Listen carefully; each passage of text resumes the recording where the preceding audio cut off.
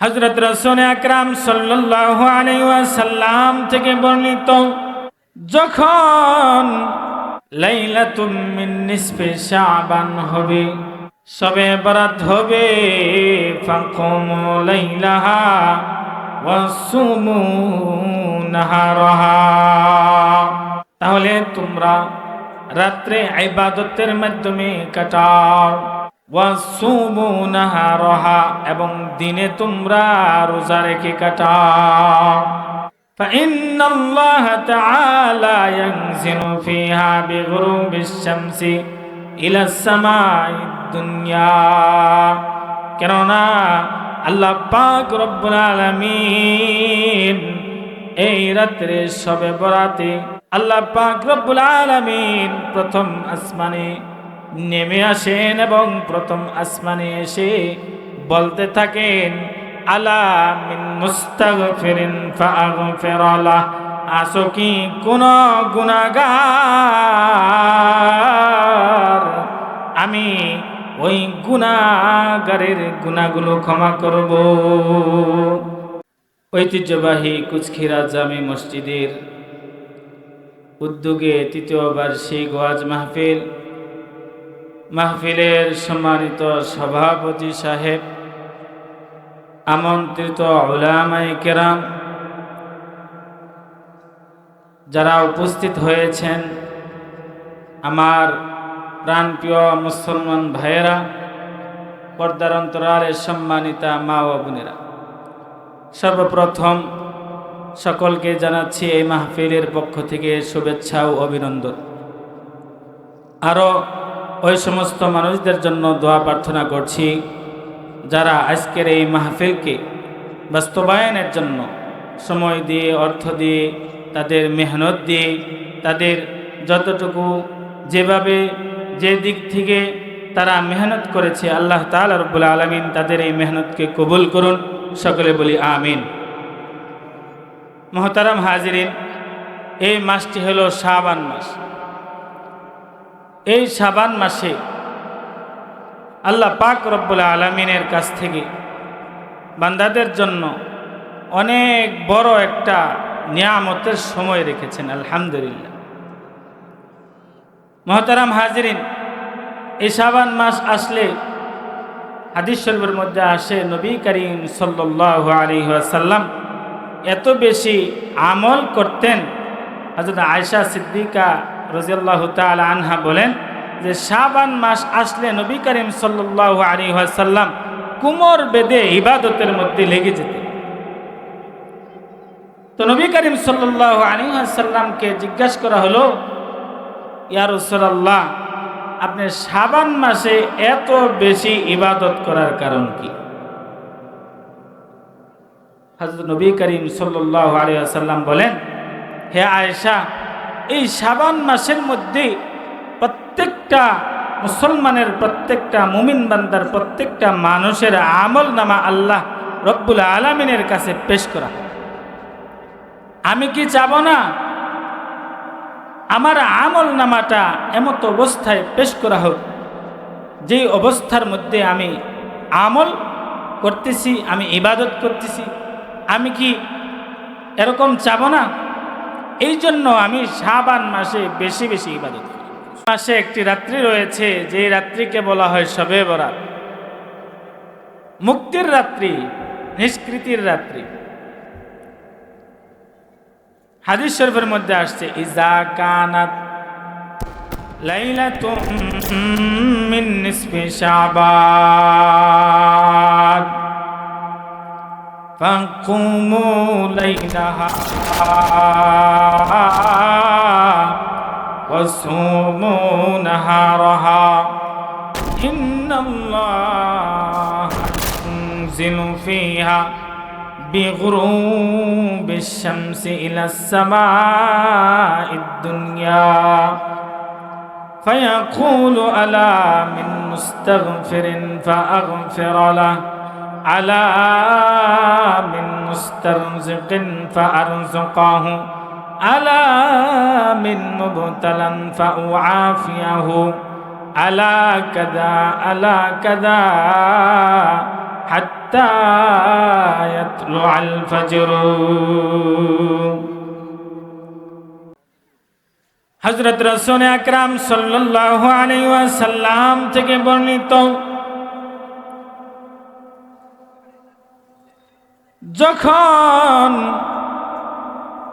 লাইলাতুম মিন নিসফে শাবান হবে, শবে বরাত হবে, ফাকুমু লাইলাহা ওয়াসুমু নাহারাহা, তাহলে তোমরা রাত্রে ইবাদতের মাধ্যমে কাটাও, ওয়াসুমু নাহারাহা, এবং দিনে তোমরা রোজা রেখে কাটাও।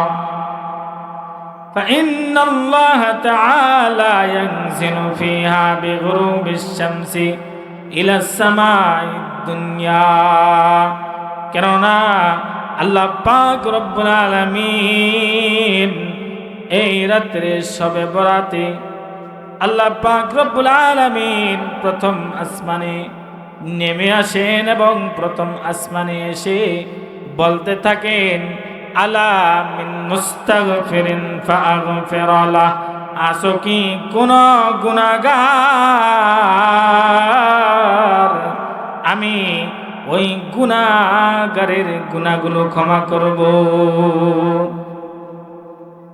আসো কি কোন গুনাহগার, যে গুনাহগার বান্দা আমার কাছে গুনার জন্য তওবা করবা, আমি আল্লাহ পাক রব্বুল আলামিন ওই গুনাহে তওবা করার কারণে আমি তাকে মাফ করে দিব। আসো কি কোনো গুনাহগার বান্দা এমন? আল্লাহ পাক রব্বুল আলামিন পবিত্র কালামুল্লাহর মধ্যে ইরশাদ করেন, ইয়া আইয়ুহাল্লাযীনা আমানু তুবু ইলাল্লাহ, তুবু ইলাল্লাহি তাওবাতান নাসুহা, হে ঈমানদারেরা, ইয়া আইয়ুহাল্লাযীনা আমানু তুবু ইলাল্লাহি তাওবাতান নাসুহা, হে ঈমানদারেরা, তোমরা আল্লাহ পাক রব্বুল আলামিনের কাছে তওবা করো। কেমন তওবা? খাঁটি তওবা করো। আল্লাহ পাক রব্বুল আলামিনের কাছে খাঁটি তওবা করো। আল্লাহ পাকের কাছে যদি খাঁটি তওবা করতে পারো বান্দা, যে বান্দার পৃথিবীর সম্পূর্ণ জায়গা যদি গুনার মাধ্যমে ভরপুর হয়ে যায়, সমুদ্রের পানি পরিমাণ যদি গুনাহ হয়ে যায়, আর আল্লাহ পাক রব্বুল আলামিনের কাছে কোনো বান্দা যদি সঠিক তওবা করতে পারে, ভিতর থেকে অনুতাপ জাগাতে পারে, এতটুকু ভিতর থেকে আসে, হে আল্লাহ,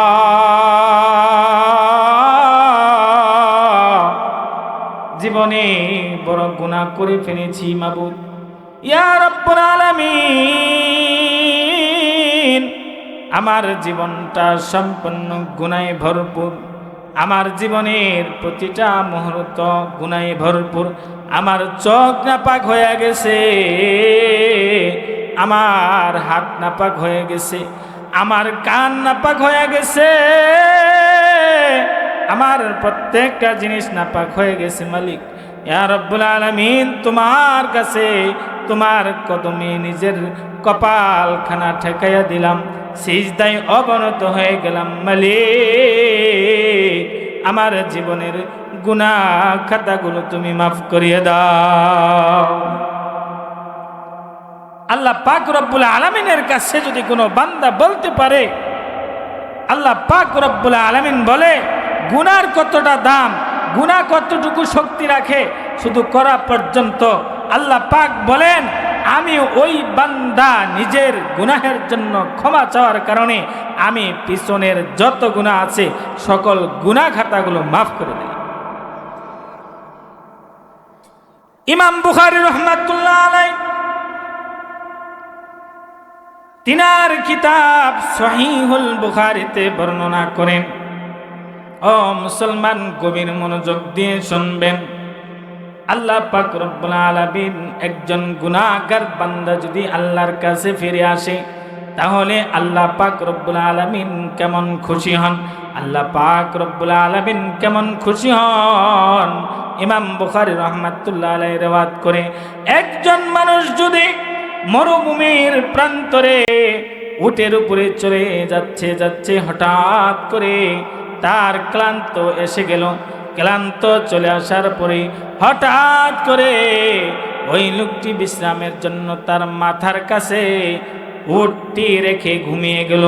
উটটি রেখে যখন ঘুমিয়ে গেল, ঘুমানোর পরে ঘুম থেকে উঠে দেখে তার উটটা তাকে রেখে চলে গিয়েছে। কেমন কষ্ট হবে তার, সেই কষ্ট পেয়ে অনেক ভয়ভীত সন্ত্রস্ত হয়ে যাবে। শুধু তাই নয়, ও মুসলমান, আপনারা জানেন মরুভূমির প্রান্তরে যদি কোনো লোকের উট হারাইয়া যায়, ওই লোকটির মরা ছাড়া আর কোনো উপায় নাই। ওই লোকটির মরা ছাড়া কিন্তু আর কোনো উপায় নাই। ওই লোকটি উটকে খুঁজতে খুঁজতে অনেক টাইম পর্যন্ত খুঁজলো, কিন্তু উটটাকে আর খুঁজে পেল না। আবার ক্লান্ত হয়ে যেই জায়গার মধ্যে হারিয়েছিল উক্ত জায়গার মধ্যে আবারও ক্লান্ত হয়ে শুয়ে গেল, ঘুমাইয়া গেল। ঘুমাইয়া যাওয়ার পরে ঘুম থেকে উঠে দেখে যে ওই যে উট হারায়া গেছে, ওই উটটি তার মাথার কাছে এসে দাঁড়িয়ে গেল। ও মুসলমান, হাদিস শরীফের মধ্যে আসে ওই লোকটি যদি ওই উটটি দেখে কেমন ভাবে বলবে, ওই লোকটি উটটি দেখে বলবে, ইয়া রাব্বুল আলামিন আনতা আবদি ওয়া আনা রাব্বুকা। এত খুশি হয়েছে, খুশির সময় আত্মহারা হয়ে সে বলতেছে, হে রব্বুল আলামিন, আপনি আমার গোলাম, আমি আপনার মুনিব। খুশিতে আত্মহারা হয়ে এই কথা বলছে।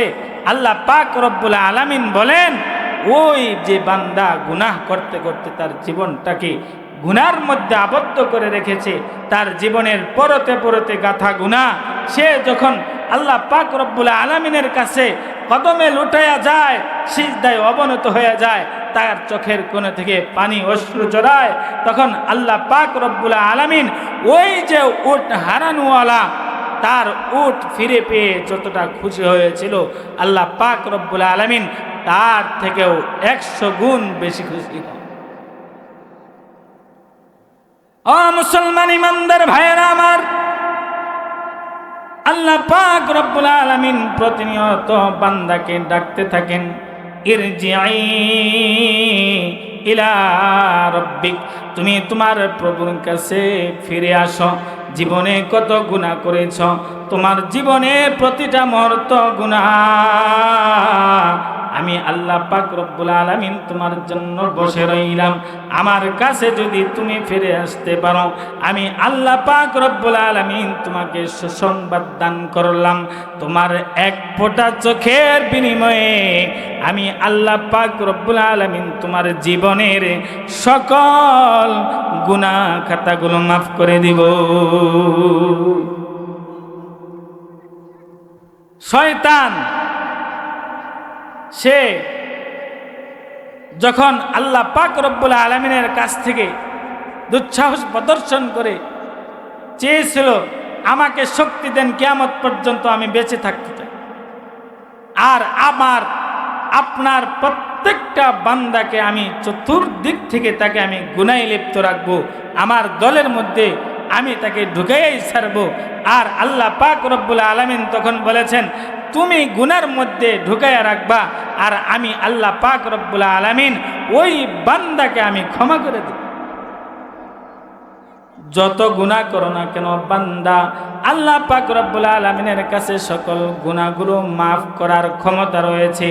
যত গুনাহ করো না কেন বান্দা, আল্লাহর কাছে যদি মন থেকে, নিজের আত্মা থেকে, নিজের অন্তর থেকে যদি আল্লাহর কাছে ক্ষমা চাইতে পারো, আল্লাহ পাক রব্বুল আলামিন সাথে সাথে তোমার গুনাহগুলো মাফ করে দিবেন। এমন কোনো বান্দা নাই যে বান্দার জীবনে কোনো গুনাহ নাই। এমন কি কেউ আছে ভাইয়েরা আমার? নাই নাই নাই। এমন লোক রয়েছে যার জীবনে নামাজ পড়ে না, এমন লোক রয়েছে যে কখনো সত্য কথা বলে না, এমন লোক রয়েছে সুদের পাহাড় করেছে, এমন লোক রয়েছে যে ঘুষের পাহাড় করেছে, এমন লোক রয়েছে মানুষের ধন সম্পত্তিগুলা মেরে খেয়েছে। এমন লোকদের জন্য আল্লাহ পাক রব্বুল আলামিন তওবার রাস্তা খুলে রেখেছে। আল্লাহ পাক রব্বুল আলামিন বান্দার তওবা ওই পর্যন্ত কবুল করেন যত সময় পর্যন্ত তার হলকম পর্যন্ত, তার মৃত্যু একেবারে তার গর্দান পর্যন্ত, তার হলকুম পর্যন্ত যত সময় পর্যন্ত না আসে তত সময় পর্যন্ত আল্লাহ পাক রব্বুল আলামিন তাকে তাওবা করার সুযোগ দান করেন। প্রতিটা মুহূর্ত বান্দাকে ডাকতে থাকা হয়, আসো বান্দা আমার কাছে আসো, জীবনে ভুল করে ফেলেছ, আমি তোমার জন্য অপেক্ষায় আছি, আমার কাছে চলে আসো, আমি আল্লাহ পাক রব্বুল আলামিন তোমাকে ক্ষমা করে দিব। একটা কথা মনে রাখো, তোমার গুনাহ যতই হোক না কেন, আমার ইবাদত, আমার রহমত তার থেকেও বড় বেশি। লা তাকনাতু মির রাহমাতিল্লাহ, আল্লাহর রহমত থেকে নৈরাশ হইও না, আল্লাহর রহমত থেকে নৈরাশ হইও না। আল্লাহর কদমে চলে আসো, আল্লাহর কদমে যখন চলে আসবা আল্লাহ পাক রব্বুল আলামিন সাথে সাথে তোমার গুনাহগুলো মাফ করে দেবে। ও মুসলমান ইমানদার ভাইরা আমার, তাওবা করতে হবে, সাহাবীদের মতো তাওবা, খাঁটি তওবা করতে হবে। আপনারা শুনেছেন হযরত সালাবা রাদিয়াল্লাহু তাআলা, হযরত সালাবাতুল আনসারী রাদিয়াল্লাহু তাআলা আনহু এর কথা। হযরত সালাবাতুল আনসারী যখন তাবুক যুদ্ধের সময় আসলো, ওই তাবুক যুদ্ধের জন্য অনেক সাহাবী যাইতেছে, 30,000-এর মতো সাহাবী তারা তাবুক যুদ্ধের জন্য যায়। তাবুক যুদ্ধের জন্য যখন যাচ্ছে তো কিছু মুহাজির সাহাবী তাবুক যুদ্ধে যাচ্ছে, সালাবাতুল আনসারী কোনো কারণে যাইতেছে না।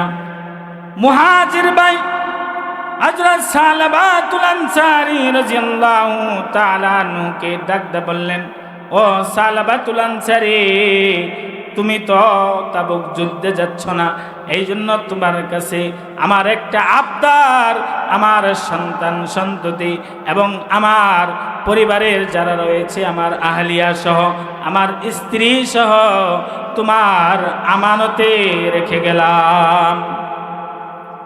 গভীর মনোযোগ মুসলমান ইমানদার ভাইয়েরা আমার, সালাবাতুল আনসারী তার আমানতদারি পালন করতেছে, হঠাৎ করে শয়তান তাকে ধোঁকা দিল। শয়তান তাকে ধোঁকা দিল যে সালাবাতুল আনসারী, তুমি তোমার মুহাজির ভাইয়ের স্ত্রীরা কত সুন্দর, তার আহলিয়াটা কেমন সুন্দরী, তাকে তো তুমি একবারও দেখলা না,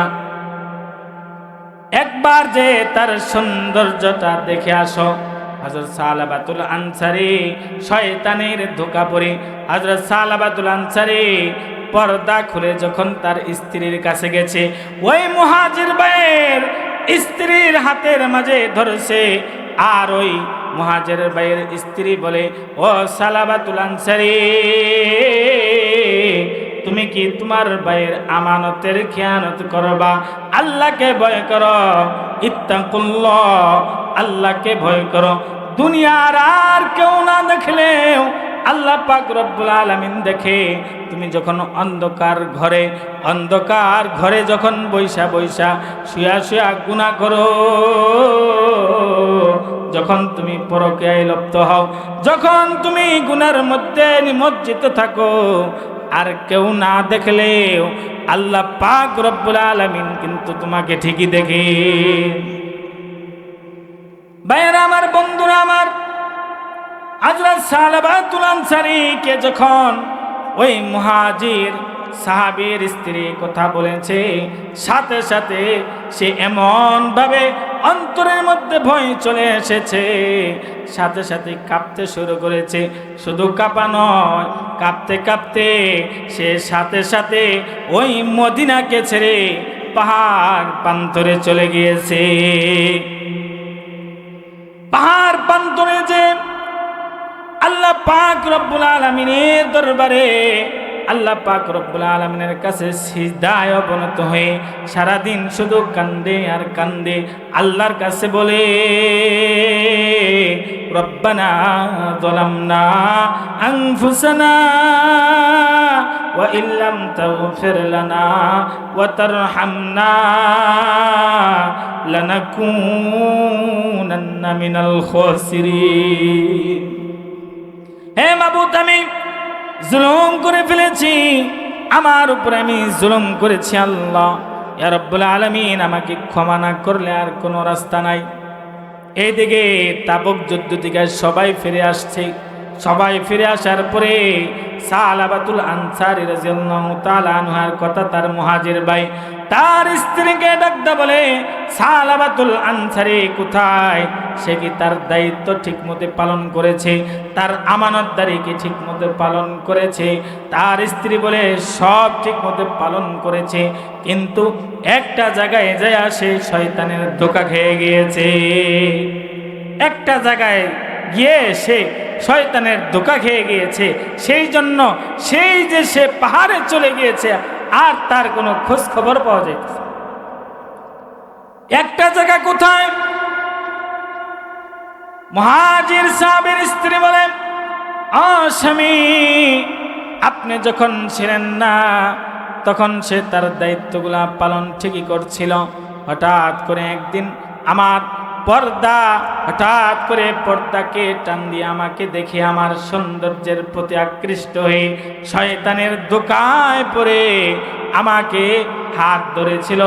আর আমি তখন তাকে একটা কথাই বলেছি, তুমি কি তোমার ভাইয়ের আমানতদারি?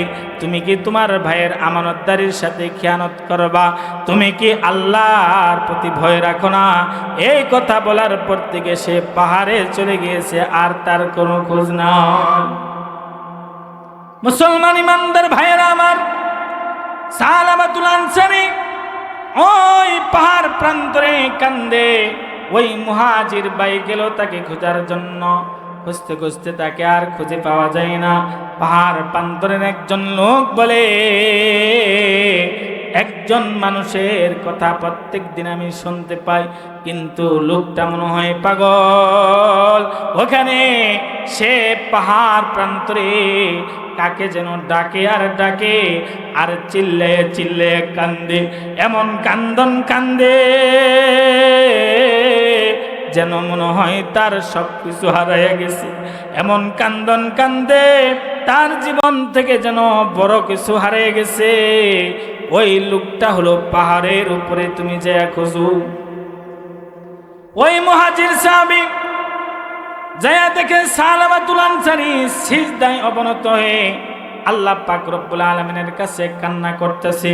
আল্লাহ পাক রব্বুল আলামিনের কাছে বলতেছে, ইয়া আরহামার রাহিমিন, আমার জীবনের গুনাহ খাতাগুলো মাফ করিয়া দিন। ইয়া রাব্বুল আলামিন, আমি আমার মুহাজির ভাইয়ের সাথে খেয়ানত করতে গিয়েছিলাম। আল্লাহ ইয়া রাব্বুল আলামিন, আমার ভুল হয়ে গিয়েছে, মাবুদ আমাকে ক্ষমা করে দিন। সালাবাতুল আনসারীর পাশে যায় ওই মুহাজির সাহাবী ডাকদা বলে, ও সালাবাতুল আনসারী, মাথা উঠাও, আমি তোমাকে ক্ষমা করে দিয়েছি। আমার পক্ষ থেকে তোমার জন্য আর কোনো ধরনের, তোমার প্রতি আমার পক্ষ থেকে কোনো ধরনের দাবি নাই, আমি তোমাকে ক্ষমা করে দিলাম। সালাবাতুল আনসারী ডাকদা বলে, না না না, তুমি ক্ষমা করলে হবে না। আল্লাহ পাক রব্বুল আলামিন যদি ক্ষমা করেন, তাহলে আমি কেবলমাত্র মদিনাতে ফিরে যাব, নতুবা আমি কখনো কোনোভাবে মদিনাতে ফিরে যাব না। সালাবাতুল আনসারী যখন ওঠে না তখন তার মেয়ে খামসানা রাদিয়াল্লাহু তাআলা আনহা তাকে নেওয়ার জন্য আসলেন এবং মুহাজির সাহাবীও তাকে নেওয়ার জন্য আসলেন। দুজনে মিলে বললেন যে আসেন, আপনাকে নিয়ে নবী করিম সাল্লাল্লাহু আলাইহি ওয়াসাল্লামের দরবারে যাব। হযরত সালাবাতুল আনসারী অনেক পীড়াপিড়ি করার পরে সে রাজি হলো, ঠিক আছে আমাকে নিয়ে যাবা, আমি মানতে রাজি, কিন্তু আমাকে কেমন ভাবে নিবা? আমার কোমরের মাঝে দড়ি বাঁধো, এমন ভাবে দড়ি বাঁধো যেমন ভাবে আসামিকে দড়ি বাঁধা হয়। আমার কোমরের মাঝে রশি বেঁধে আমাকে টেনে টেনে নিয়ে যাও। সালাবাতুল আনসারী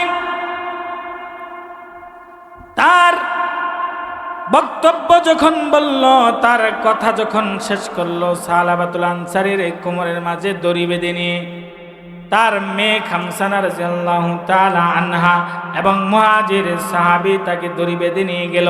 সর্বপ্রথম হযরত আবু বকর সিদ্দিক রাদিয়াল্লাহু তাআলা আনহুর দরবারে গেলেন।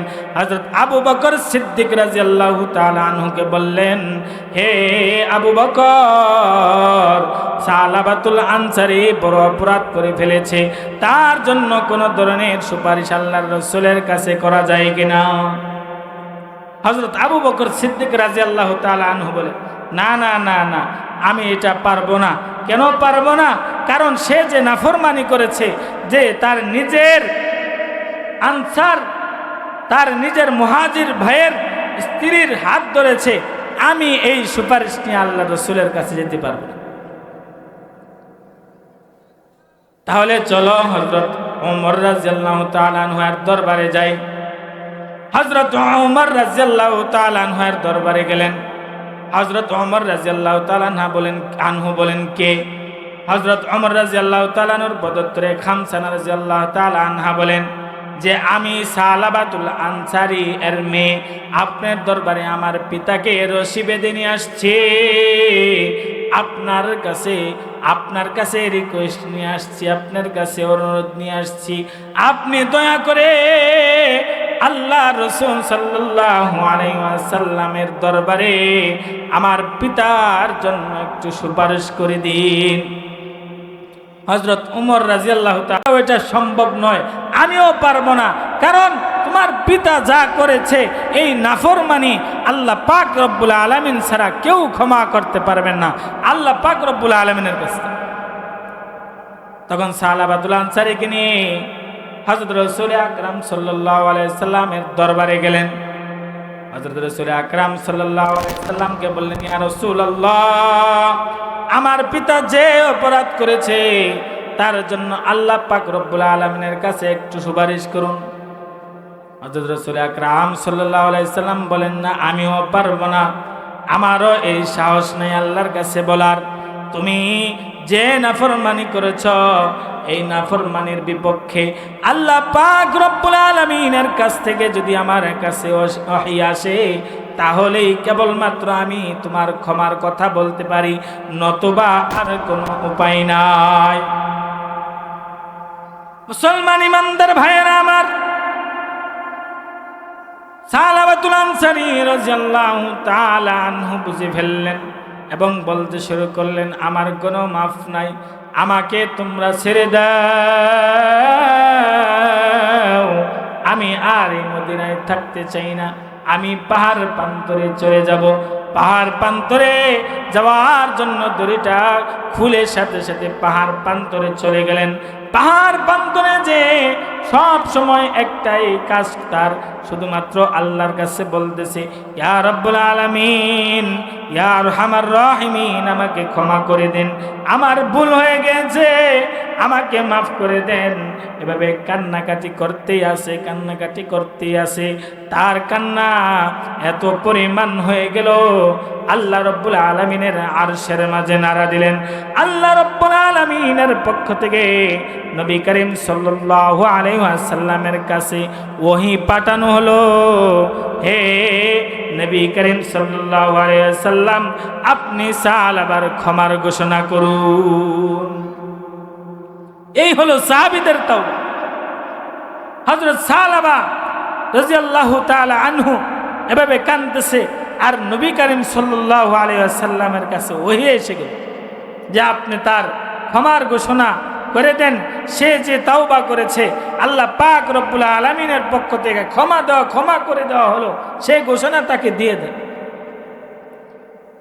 এবার নবী করিম সাল্লাল্লাহু আলাইহি সাল্লাম যখন ঘোষণা দিলেন, তাহলে সালাবাতুল আনসারীকে নেওয়ার জন্য কে কে যাবে? হযরত আবু বকর সিদ্দিক রাদিয়াল্লাহু তাআলা আনহু দাঁড়ায় গেলেন, হযরত ওমর দাঁড়ায় গেলেন, হযরত আলী দাঁড়ায় গেলেন, হযরত সালমান ফারসি রাদিয়াল্লাহু তাআলা আনহু দাঁড়ায় গেলেন। যখন এই চারজন সাহাবী দাঁড়ায় গেলেন, তখন রাসূল আকরাম সাল্লাল্লাহু আলাইহি ওয়াসাল্লাম বললেন যে চারজন না, হযরত সালমান ফারসি যাও আর হযরত আলী রাদিয়াল্লাহু তাআলা আনহু যাও। দুইজনে যে সালাবাতুল আনসারীকে ক্ষমার ঘোষণা শুনিয়ে তাকে নিয়ে আসে। হযরত সালমান ফারসি হযরত সালাবা রাদিয়াল্লাহু তাআলা আনহুর কাছে গেলেন এবং যায় বললেন, তোমার জন্য আমরা সুসংবাদ নিয়ে আসছি। আল্লাহ পাক রব্বুল আলামিন তোমাকে ক্ষমা করে দিয়েছেন, এই জন্য চলো, এখানে আর থাকার কোনো মানে নাই, তুমি মদিনায় ফিরে চলো। আল্লাহ পাক রব্বুল আলামিনের পক্ষ থেকে তোমার জন্য ক্ষমার ঘোষণা করা হয়েছে। তখন সালাবাতুল আনসারী রাদিয়াল্লাহু তাআলা আনহু ফিরে আসলেন। ফিরে আসার পরে ফজরের নামাজের মধ্যে যখন শরীক হলেন, তখন নবী করিম সাল্লাল্লাহু আলাইহি ওয়াসাল্লাম তেলাওয়াত করলেন, আল্লাহাকুমুত তাকাসুর হাত্তা যুরতুমুল মাকাবির কাল্লা সাউফা তা'লামুন সুম্মা কাল্লা সাউফা তা'লামুন কাল্লা লাউ তা'লামুনা ইলমাল ইয়াকিন। এভাবে যখন ফজরের নামাজের সময় সূরা তাকাসুর তেলাওয়াত করা হলো, হঠাৎ করে পিছন থেকে এমন একটা বিকট আওয়াজ হইল যেন কেউ পড়ে গিয়েছে এরকম। হযরত সালাবাতুল আনসারী সম্পর্কে আসে, নামাজ শেষে দেখা গেল সালাবাতুল আনসারী সে এত বেশি ভয়ে আতঙ্কিত হয়েছিল, তার হৃদয়ে এতটা প্রকম্পিত হয়েছিল, তার আর আল্লাহাকুমুত তাকাসুর তোমাকে দুনিয়ার লোভ লালসা তোমাকে ভুলিয়ে ফেলেছে, হাত্তা যুরতুমুল মাকাবির কবর জিয়ারত পর্যন্ত, যত সময় পর্যন্ত কবরে তোমরা না যাবা তত সময় তোমাদের এরকম অবস্থায় থাকবে। এই কথা শোনার সাথে সাথে সে আর হৃদয় থেকে এটা মেনে নিতে পারেনি, যার ফলে সে এত বেশি তার হৃদয়ে ভীত সন্ত্রস্ত হয়েছে, সাথে সাথে সে সেখানে পড়ে যেয়ে মৃত্যুবরণ করেছে। সাহাবীদের কেমন ভয় ছিল, কতটা ভয়, কতটা আল্লাহর প্রতি ভয় ভীতি ছিল। সে সামান্য গুনাহ করেছে, তার মুহাজির সাহাবীর স্ত্রীর হাতে ধরেছে, এই জন্য আল্লাহর প্রতি এমন ভয় তার ভিতরে তৈরি হয়েছে, সে সাথে সাথে সেখানে মৃত্যুবরণ করলো। হাদিস শাস্ত্রের মধ্যে আসে যে ওই সালাবাতুল আনসারীর জানাজা পড়তে যখন নবী করিম সাল্লাল্লাহু আলাইহি ওয়াসাল্লাম যাচ্ছিলেন, তখন পায়ের আঙ্গুলের উপরে ভর দিয়ে যাচ্ছিলেন। তখন বলা হলো, ইয়া রাসূলুল্লাহ, এভাবে তো কখনো যান না, হঠাৎ করে এভাবে কেন যাইতেছে? তখন নবী করিম সাল্লাল্লাহু আলাইহি ওয়াসাল্লাম বললেন যে এই সালাবাতুল আনসারী এর তওবা আল্লাহ পাক রব্বুল আলামিন এমন কবুল করেছে যে তার জানাজা পড়ার জন্য এত পরিমাণে ফেরেশতা আসছে যে ফেরেশতাদের ভিড়ের কারণে আমি হেঁটেই যাইতে পারতেছি। এই জন্য ভাইয়েরা আমার, বন্ধুরা আমার আপনার জীবনে যত গুনাহ হয়েছে সকল গুনার জন্য আল্লাহ পাক রব্বুল আলামিনের কাছে তওবা করতে হবে। এই শবে বরাতে রাত্রিতে, নিসফু মিন শাবানের রাত্রিতে আগামী মঙ্গলবার যাওয়ার পরে যেই রাত্রিটি আসবে সেই রাত্রিতে আল্লাহ পাক রব্বুল আলামিন ডাকতে থাকেন, আলা মিন মুস্তাগফিরিন ফাআগফির আলা, আসো কি কোনো গুনাহগার, আসো কি কোনো গুনাহ করনেওয়ালা, যে গুনাহ করার পরে আমি আল্লাহ রব্বুল আলামিনের কাছে তওবার জন্য চলে আসবা, আর আমি আল্লাহ পাক রব্বুল আলামিন তার সকল গুনাহ খাতাগুলো মাফ করে দিব। এই জন্য ভাইয়েরা আমার, বন্ধুরা আমার, আমাদের তওবার সময় প্রতিনিয়ত রয়েছে। এইখান থেকে কোনো বান্দা তার বাড়িতে ফিরে যেতে পারবে এই শক্তি কিন্তু তার কারো নাই। যে কোনো সময় মৃত্যু চলে আসবে। মৃত্যু আসার পূর্বে নিজেকে তাওবার মাধ্যমে নিজের জীবনকে পরিষ্কার কইরা আল্লাহর কাছে যাইতে হবে। আল্লাহ পাক রব্বুল আলামিনের কাছে যদি কোনো বান্দা খাঁটি তওবা করে যেতে পারে, আল্লাহ পাক রব্বুল আলামিন তাকে মাফ করে দিবেন। ও মুহতারাম হাজিরিন, এমনও তো লোক রয়েছে যার জীবনে কোনো নামাজ পড়ে না, এমনও লোক রয়েছে নামাজ না পড়ার কারণে তার জন্য জাহান্নাম অবধারিত হয়ে গিয়েছে। এমন লোক রয়েছে যে তার জীবনটাকে গুনার মাধ্যমে ভরপুর করে রেখেছে। তার জন্য সুসংবাদ হলো, সে যেন এই সব বরাতে আল্লাহ পাক রব্বুল আলামিনের কাছে গুনার জন্য ক্ষমা চেয়ে নিজের গুনাহ খাতাগুলো মাফ করে নেয়। এই সবে বরাতে, বরাতের রাত্রিতে আমরা পারবো না আল্লাহ রব্বুল আলামিনের কাছে ক্ষমা চাইতে? আল্লাহ পাক রব্বুল আলামিনের কাছে সালাতুত তাসবিহ পড়া আল্লাহ পাক রব্বুল আলামিনের কাছে নিজের গুনার জন্য, যত গুনাহ করেছি, যত কিছু করেছি, সকল গুনার জন্য আমি আল্লাহ পাক রব্বুল আলামিনের কাছে ক্ষমা চাইতে পারবো না? কিন্তু ক্ষমা চাওয়ার জন্য 3টা শর্ত আছে। এই 3টা শর্ত যদি কোনো ক্ষমা চাওয়ার মধ্যে পাওয়া যায়, কোনো তাওবার মধ্যে পাওয়া যায়, তাহলেই সেটা প্রকৃত ক্ষমা চাওয়া। নতুবা ওই ধরনের তাওবার কোনো কাম নাই। আপনি এখন মনে মনে ভাবলেন যে এখন তাওবা করি, কিছুক্ষণ পরে আবার করব, এটা কোনো তওবা হতে পারে না। খাঁটি তওবা হতে গেলে 3টা শর্ত লাগবে। ওই 3টা শর্ত যদি আপনার জীবনে বাস্তবায়ন করতে পারেন, তাহলেই সেটা খাঁটি তওবা। ওই 3টা শর্তকে আমি বলবো, আপনারা কি বলেন? বলবো। 1 নাম্বার শর্ত হলো, আপনি যে গুনাহটি করে ফেলেছেন ওই গুনার জন্য অনুতপ্ত হতে হবে। 1 নাম্বার শর্ত হলো, যেই গুনাহটি করে ফেলেছেন সেটার জন্য অনুতপ্ত হতে হবে। জীবনে এত বছর চলে গেছে, 30 বছর চলে গেছে, মানুষ ভুল করে, আরে ভুল করে তাই বলে কি সারা জীবনই ভুল করে?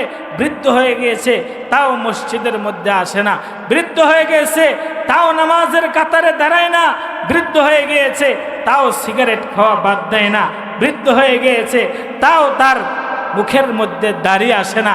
এমন লোক কিন্তু আমাদের সমাজে অভাব নাই।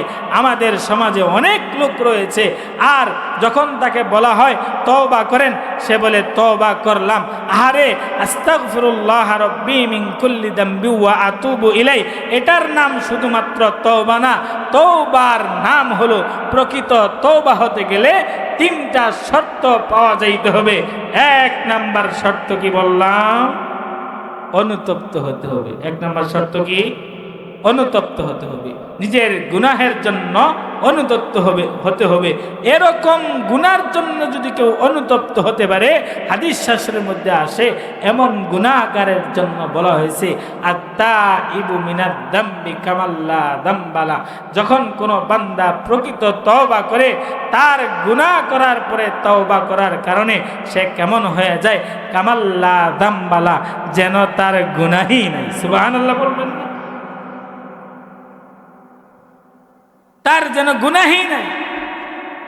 2 নাম্বার শর্ত হইল, যেই গুনাহটি করা হয়েছে উক্ত গুনাহের জন্য অনুতপ্ত হওয়ার পরে সাথে সাথে উক্ত গুনাহটি ছেড়ে দিতে হবে।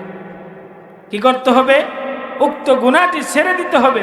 সারা জীবন মিথ্যা কথা বলেছেন, সুদ খেয়েছেন, তাওবা করলেন, সাথে সাথে ওই সুদ খাওয়া ছেড়ে দিতে হবে, মিথ্যা কথা বলা ছেড়ে দিতে হবে, সত্য বলা শুরু করতে হবে। নামাজ পড়েন নাই, তাওবা করলেন, আজকে থেকে নামাজ পড়া শুরু করতে হবে, তাহলে বোঝা যাবে সে খাঁটি তওবা করতেছে। তৃতীয় নম্বর শর্ত হলো,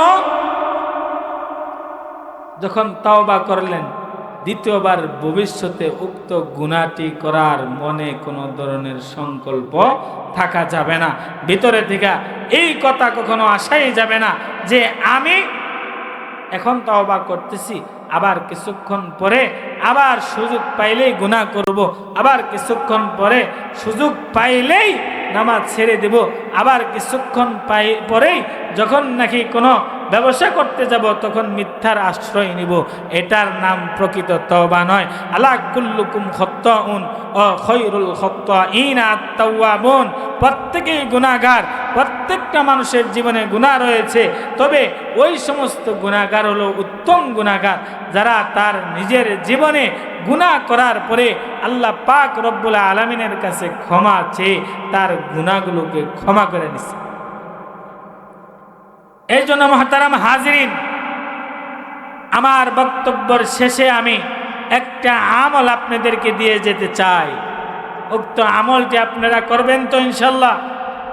এক নাম্বার আমল হইল, প্রত্যেক দিন নামাজের পরে কমপক্ষে 100 বার পড়বেন আস্তাগফিরুল্লাহ, আস্তাগফিরুল্লাহ, আস্তাগফিরুল্লাহ, আস্তাগফিরুল্লাহ।